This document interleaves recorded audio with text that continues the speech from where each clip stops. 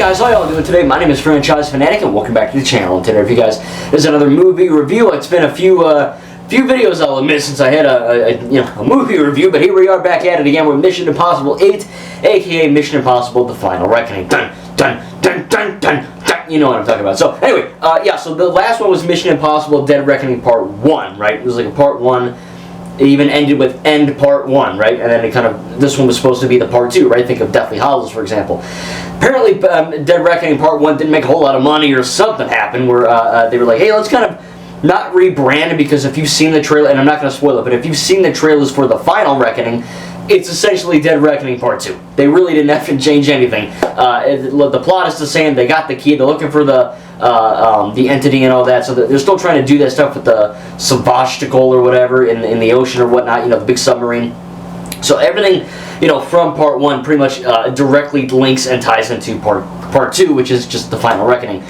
So if you were expecting some kind of narrative dissonance or some kind of crazy narrative that doesn't even make any sense at all, and you're like, what's going on? That ain't it. Okay, this is it not only is a Part 2 to this little duology, I suppose, of filmmaking, it's also supposed to be the Pirates of the Caribbean, Dead Men Tell No Tales, or At World's End, and the Deathly Hallows Part 2, and the Endgame, and the Rise of Skywalker, and the Jurassic World Dominion, right? Like the end, quote unquote, right, of this franchise. And does it end definitively? Not necessarily. This doesn't end in a horrible way. I think it's a happy and I don't want to say joyful ending, but it does leave the door open for potential sequels. But I think with Tom Cruise being 62, regardless of what happens to him in the film, dead or alive, I'm not going to ruin it. Definitely it seems final, but also like, oh, we could leave the door. You know how like Indiana Jones and the Dial of Destiny ends with him grabbing the hat. That isn't signaling more movies. It's just signaling more adventures for him to come off screen in his life with his family and friends, right? This is a little bit different, where it's like, oh no, like things happen with certain characters, and I'm like, oh, this could happen and this could happen, right? So there's a little bit of, it's like an open book type thing, right? So it's definitive, but it isn't. It's kind of weird. The actual film itself, though, is a good conclusion. My only real negatives, I have like one or two baby things, but it is a little bit big, substantial, I suppose. The movie opens with like a bunch of Ethan listening to the tape and all that. This message will self-destruct in 5 seconds, whatever. And it's got the Angela Bassett, right, the president. She is, when she's not on the 911 show, when she's not dying in Wakanda, she is here, I guess. And it is what it is. She has triplets or whatever. But in this, it's kind of interesting because she's telling Ethan this agenda of what she wants him to do and all that regarding this key, right? And you're kind of Ethan's listening to it, and you're the audience is seeing like a bunch of different flashbacks and clips and shots and scenes, kind of rapid succession from the other 7 movies. So this straight from the beginning, this is the end, right? This is the final one, right? We're getting montages and clips of the other movies, and I was like, oh, okay, cool. It's like a little bit of a touching montage tribute edit, something akin I would do ish, right? Or it's like showing different scenes from the different movies and just kind of giving Ethan and the audience the time to kind of not only recap but also kind of reflect on what happened in these other films and what's leading up to this one. And that's all well and good, right? I was like, oh, okay, cool, you're hooking me, you got it, this is effing great, you know what I mean? I'm all for it, right? And then, of course, the plot happens and whatnot, and there are certain aspects from, obviously, the first movie and even the third movie with, certain things that happen. I don't really remember what's in the trailer, so I don't want to ruin all of it, but I do know the Black Knife really has nothing to do with the plot. It's just kind of a black knife, but whatever. The Black Knife from the first movie's there, where Ethan does the crazy thing that has been parodied since 1991 or 96 or whatever, and you also get the guy, I don't know his name, the guy, right? The guy who, I think he kept puking or in the first movie, you know what I mean? I've only seen the movie once, but he like gets hit with something and he keeps like barfing or whatever. That guy, he's older, he's got a beard, he's living in the Eskimos or whatever with his Alaskan wife. He shows up, he's cool, I guess. So they're clearly trying to evoke a sense of nostalgia and earnestness and wonder and reflection, really, with certain aspects and characters and plot points or whatever. 95% of it works. However, there's a few instances where I've been seeing a lot of stuff online where people are like, oh, this movie's trying to be something it's not, right? It's trying to be this big, epic ending, right? With like, oh my god, this is like a big ongoing saga. and that's not what Mission Impossible is. It kind of is. I don't know where you've been. Obviously, Mission Impossible is not as connected as, say, Marvel or Star Wars, right? But it is, it's not like, you know, like when you watch Tintin, like the animated show, or just like read the books or whatever, if only they made more effing movies, you know, like Tintin and Secret of the Unicorn, right? That's a one-off, right? And then you could read Tintin in the, I don't know, America or whatever, Tintin in the Land of the Black something. That sounds really effed up. It's not what you, it's a Black Lagoon or the Black something. It's a monkey. It's not that. It's in Dublin. Okay, just trust me. It's a book, and that's the only one that came to my mind. The Caribou Jean, whatever. And you see, you know, each one is just kind of different in its own right. Okay, read this one first. Read this one first. Really don't matter. This you kind of do, I guess, in a way now need to watch these movies from 1 to 8, right? I mean, it only makes sense because Ethan gets older and that's how you're supposed to watch it, but it never really felt like a big interconnected saga up until these last maybe 2 or 3 movies, really this one too. And it's like, okay, cool, like this works, right? Like I'm digging it, it's cool. But the only thing that bugged me is that for some reason, the director or the writer, someone, thought the audience was clinically stupid. Because every time there's a flashback or they mention something, it felt like there's a lot of flashback. And I'm not talking the montage in the beginning. I'm talking about like they'll be like, you know, the guy walks in, he's like, hey there guys, and then there's a flashback of him from the first movie. Like they just play a clip. You know, not like fully, but they play like clips and shots and whatever. Same thing with the Black Knife, same thing with a bunch of other stuff, right? Like even the bad guy Gabriel, he's talking to Ethan, and he's talking to him about, oh, you know, whatever, and he's mentioning things, or what's her face, Mantis from the MCU, she's in this, right? She's the blonde kabuki makeup girl, whatever her name was, and Palm's character, right? And basically she is like, you know, talking to Ethan, and then like they play a clip from the movie, like the last movie that came out a few years ago, right? Where, you know, it's literally like the movie. They play the movie, and he's like attacking her in the train or whatever, and obviously they're doing it to clue the audience in on what the hell just happened last time. But again, people aren't that stupid. If you actually care about Mission Impossible as a franchise, you'd have watched Dead Reckoning Part 1 before this, like me did, like I did, like probably you did, because, you know, I know my buddy Alan saw it and he did the same thing. So people aren't that, okay, people are dumb, okay? People are really freaking dumb. But if you actually care about a franchise or you know, anything, right? Other posters there somewhere. You know, you think you would know about it, right? Like that's the point. You're not going to go into the very last Mission Impossible movie, potentially ever, being like, wait, what happened in the last 7? I don't know. Like my mom did, because she, you know, my mom's like, whatever, it's popcorn. She loved it still, but you know, I know these movies, and I'm a franchise fanatic, right? When I love something, I know everything about it. So this is just how my franchise nerd brain works. But at that same time, yeah, like I have all these.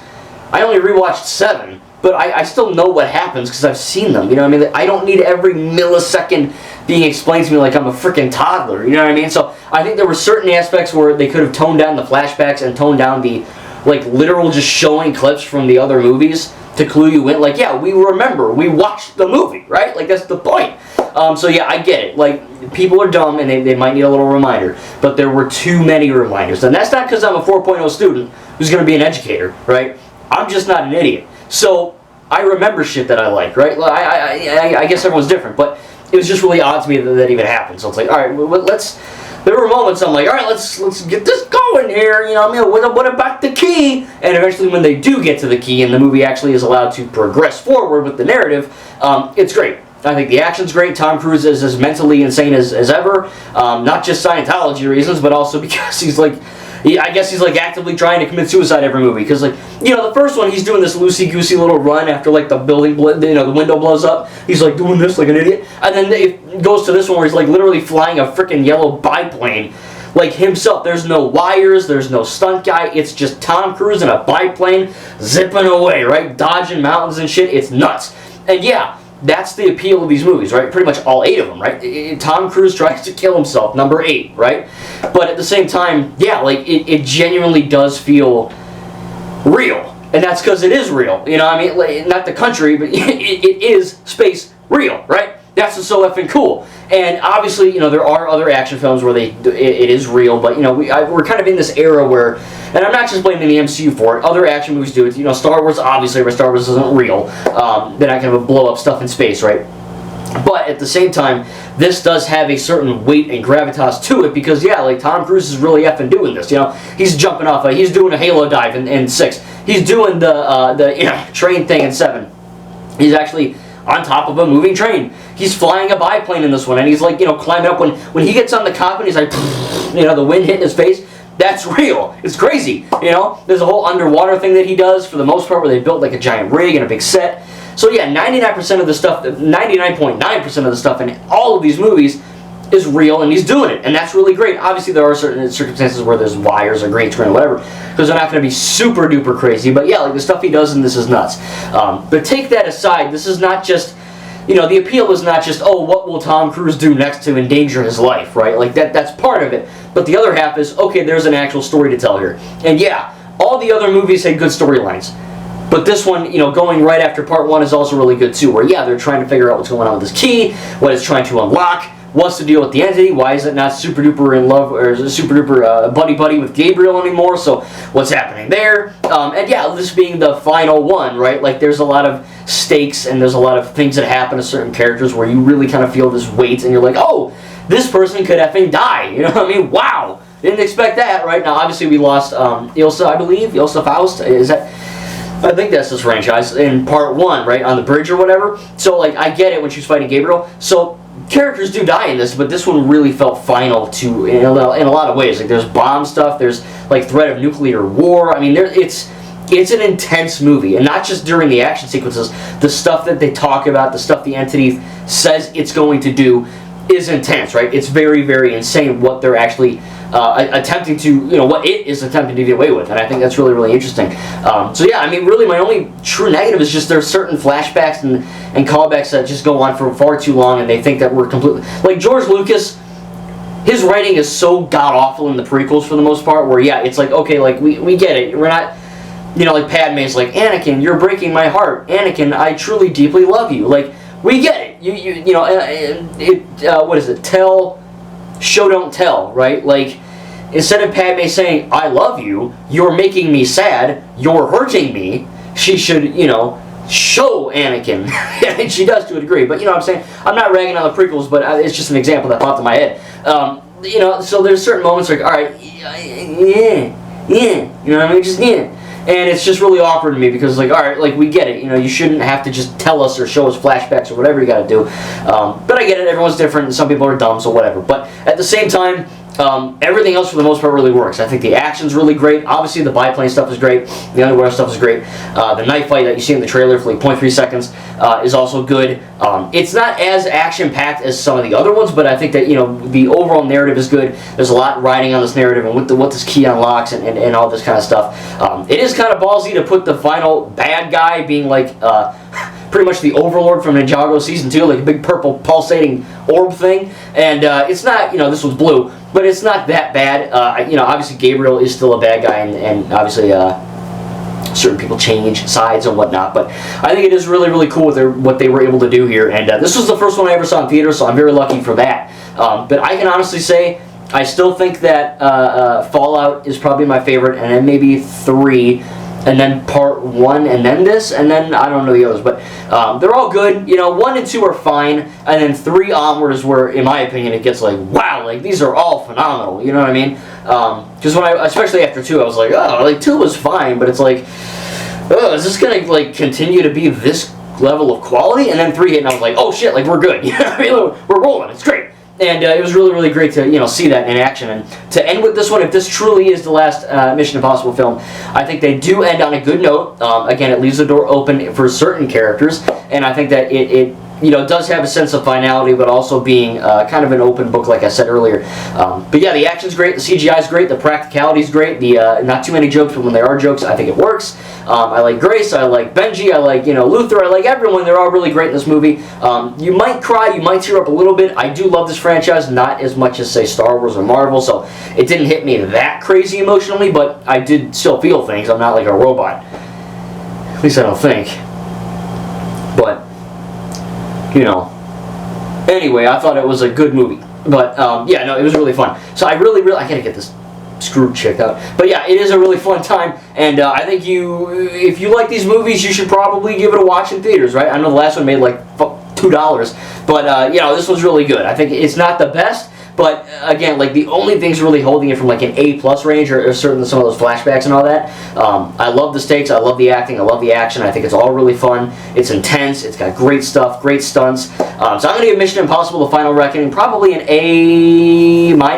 Again, those little issues I had, there were enough of them for me to be like, okay, this is a problem. Yeah, I gotta mention this. It wasn't like oh, okay, I'll mention it briefly and move on. Like, no, like this was, I was sitting there in the theater, I'm like, this is kind of rough. Like, there's a lot of, this director must think we're really dumb. You know what I mean? Like, my God.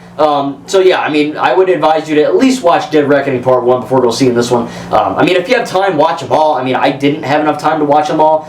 Once I get this one on Blu-ray, I will obviously do a big marathon or whatever. Maybe re-review them, who knows.